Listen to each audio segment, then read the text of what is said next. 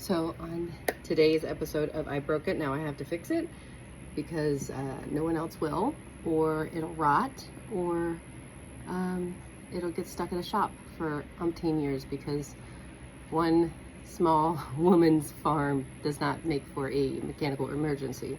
And if you know anything about favors, you don't want to owe people favors to fix your stuff that's really trivial, because it turns into you owe them a lot more. So, pull saw, we need to restring our chain, so that's fun. It's super simple. We're gonna go through this together. We're gonna learn together. All chainsaws are basically the exact same, give or take a couple of very specialty ones, but for the most part, same pieces. First, I'm gonna start with what I am using, which is a Stihl Roll-O-Matic Mini E, and it's fantastic. This thing gets a really great reach for you to get to branches, clean up your fence lines, what have you. Things that you don't want to risk holding a chainsaw above your head for, this is your guy. It comes on it looks like a weed whacker, a little heavier than that, and super simple. However, I bit off more than it could chew, and it let me know, and I popped the chain off. So this happens, it's no big deal. What tools I used to do this, and this was by way of trial and error, I learned the hard way. A toothbrush, because while you're already in here, putting it back on is a good time to clean it. This is preventative maintenance. That's what we do here, so that we don't have to replace our equipment. It'll last a long time if you take care of it, much like your body. Not that I take care of mine. The other tool you're gonna need is this. I think it's a super simple, it was $5.99 at Tractor Supply, quite literally in the chainsaw section.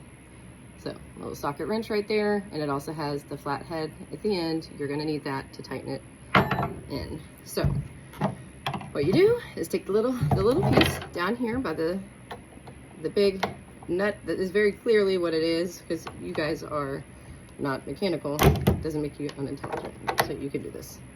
It's super simple. Pop this bad boy off, give her a spin. Ooh, she's filthy. What have you done, girlfriend? Hope you prayed about it. I did that. That was my fault. So now I'm gonna pay for it.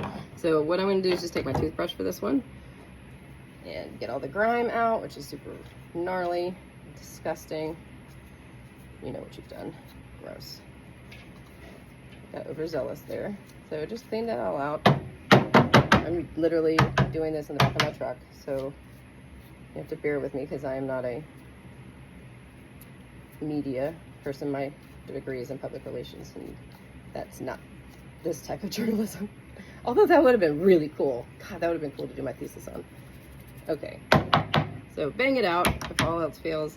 You want to get as much as you can out, because remember, you don't want to be driving and grinding gears and grime all up in there, because it's going to shorten the life of your power tools, of any tool. And unless you are just rolling the money and buy something new every time it's broken, let's care for it. Gross, what have I done? What was I doing? Oh, I know what happened. Okay, so there's a lot of dirt compacted in here with wood, because I, of course, was taking out tree limbs, small tree limbs with this, and when that happens, you get all that buildup.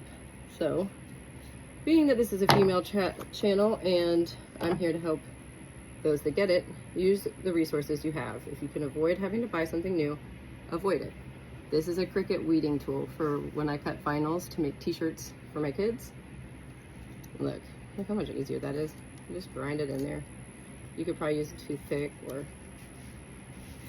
yesterday I tried to use a credit card, because it's much more useful as a tool to get grime and wood out than it is for me to swipe. Anyways, it's back.